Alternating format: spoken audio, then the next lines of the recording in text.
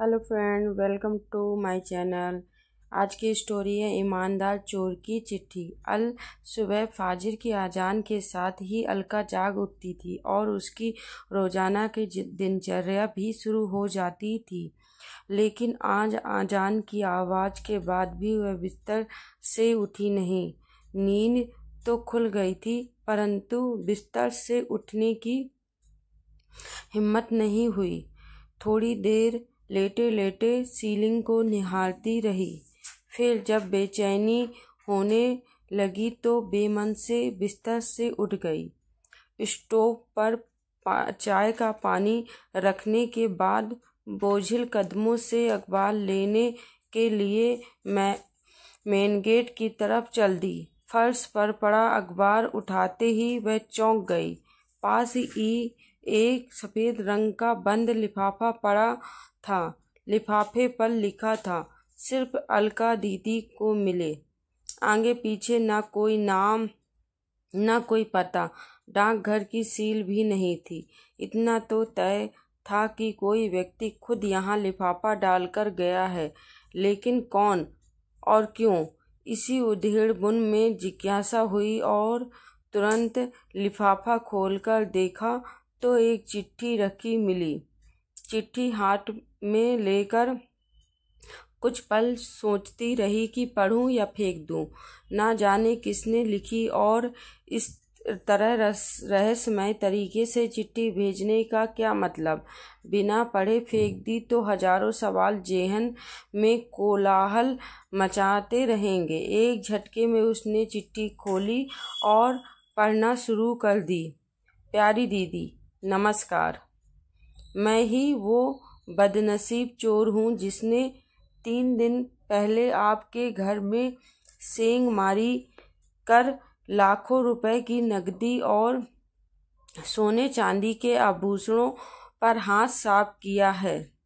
अलका को काटो तो खून नहीं।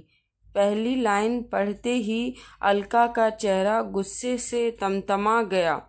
पिछले 3 दिनों के दौरान हुआ घटनाक्रम तेजी से आंखों के सामने घूमने लगा।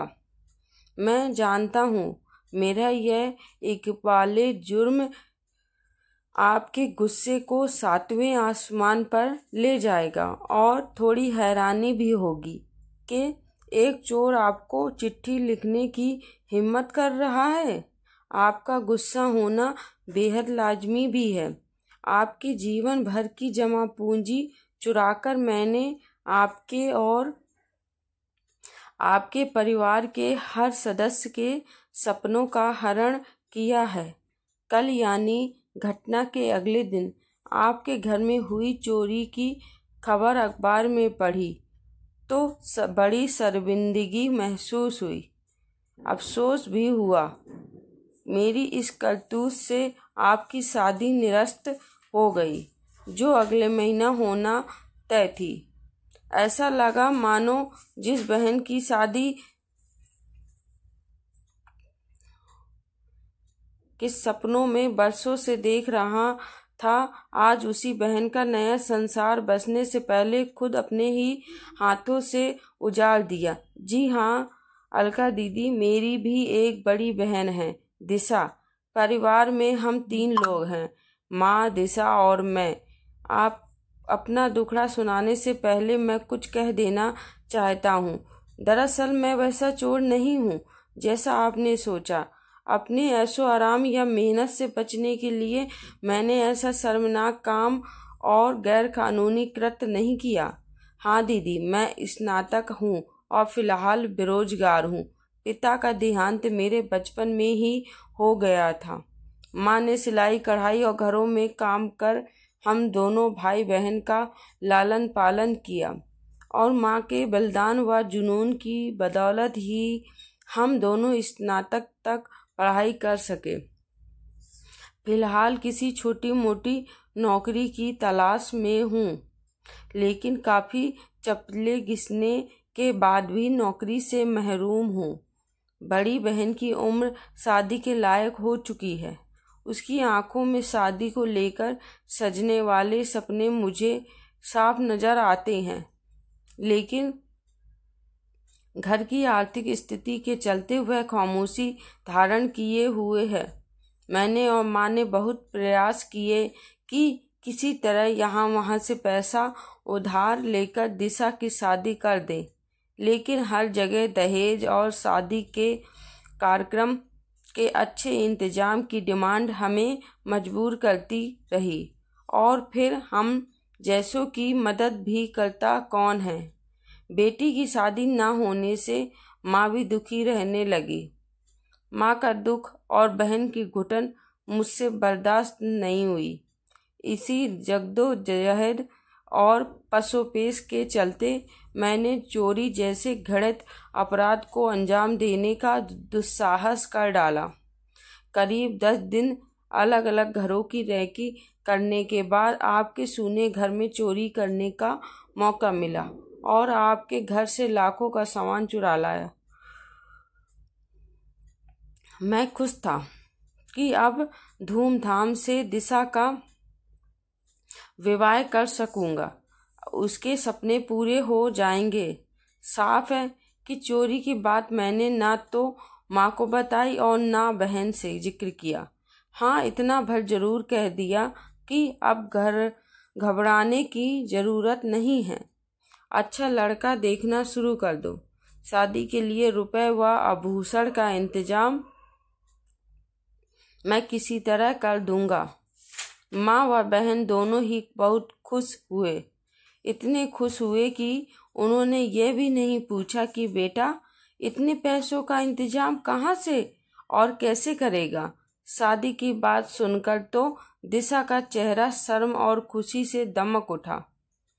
उसकी खुशी देखकर मैं गदगद हो गया। पहली बार एहसास हुआ कि अपनी जिम्मेदारी और कर्तव्य का निर्वहन करना कितना सुखद और मन को आनंदित करने वाला होता है।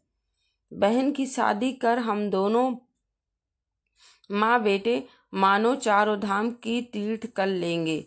लेकिन क्या एक बहन की जिंदगी उजाड़कर दूसरी बहन की खुशियाँ खरीदी जा सकती हैं? आपकी आंखों से बहते आंसुओं से मेरी बहन के जीवन में कभी खुशियों की बारिश नहीं हो सकती।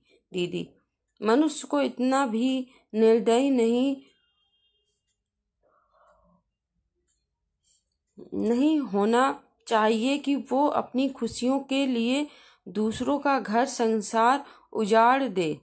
दिशा के भाग में यदि शादी की खुशियां लिखी होंगी तो वह हर हाल में उसे मिलकर रहेंगी।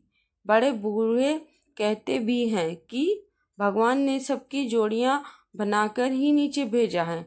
मैंने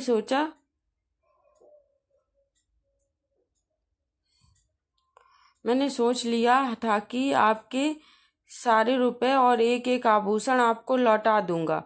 कल दिन भर चिंतन मनन करने के बाद मैंने सामान लौटाने का यह तरीका अपनाया ताकि आपसे समय याचना भी कर सकूं। हो सके तो मुझे माफ कर देना दीदी। मैंने आपका सारा सामान एक थैले में रखकर आपके घर के मेन गेट से टिका कर रख दिया है। जब तक आप सामान नहीं उठाएंगी मेरी नज़र उस पर जमी रहेगी ताकि कोई और सामान न चुरा ले। एक साथ कई तरह के भाव अलका के चेहरे पर आकर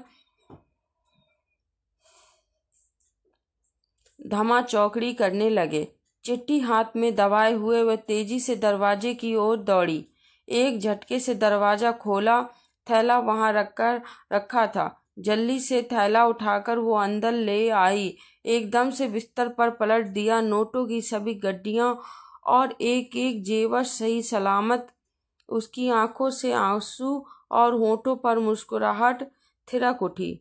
अलका ने सारे पैसे और जेवर अपने दोनों हाथों में समेटकर चेहरे से लगा लिए।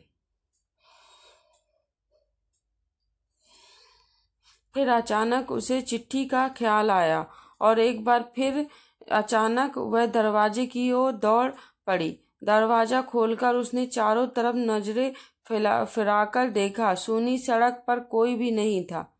चिट्ठी अभी पूर्ण नहीं हुई थी।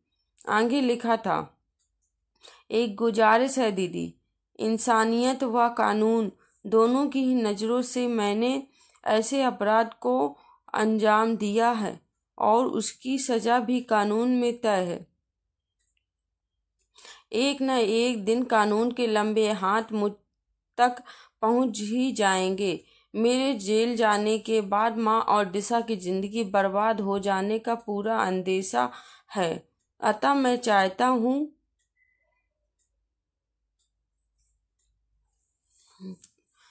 हूँ कि पुलिस में दर्ज चोरी का मुकदमा आप वापस ले लें, ताकि मैं पूरी तरह से बेफिक्र होकर अपनी माँ व बहन की सेवा कर सकूं, उनका सहारा बन सकूं। नमस्कार। अलका ने फौरन अपनी माँ व अन्य परिजनों को जगाकर सारा किस्सा सुनाया। उनके सामने जेवर और रुपए रख दिए। माँ का तो खुशी के मारे रो रो कर बुरा हाल हो गया। सभी ने भगवान का लाख लाख शुक्र अदा किया और ईमानदार चोर की इंसानियत पर अलका ने मसरूका वापस मिलने की जानकारी पुलिस को देकर अपनी FIR भी वापस ले ली। Thank you for my watching. Please like and subscribe. Thank you.